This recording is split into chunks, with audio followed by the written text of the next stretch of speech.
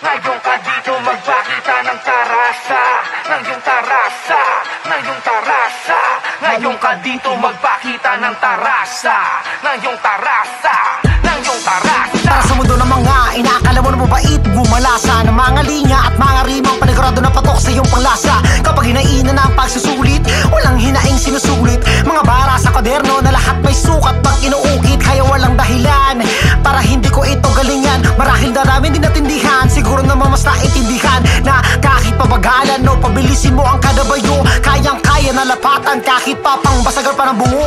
Sa dami ng pinagdaanan, kamayan, kaliwat kanan, ilang beses naglabas-masok sa teritoryo ng mga kalaban na tanging sandat ako lamang magdarasal at lakas ng loob para mauwi ang palakpakan ng mga tao na sa katako ay nabusog. Inal ko mabuti sa lamesa ang bit-bit ko mga pyesa, pwede gawing opensiba o depensa sa nagbabalak pumersa. Abatay ka muna mga reba, bakit napailing-iling ka? Ganyan si Thomas ng epidemya pag ako ang nakikita.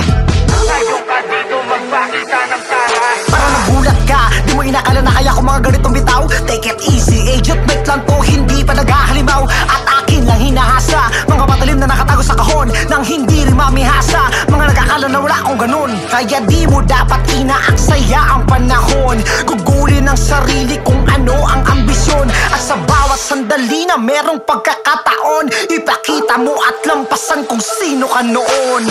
Ngayon ka dito magpakita ng tarasa, ng iyong tarasa, ng iyong tarasa.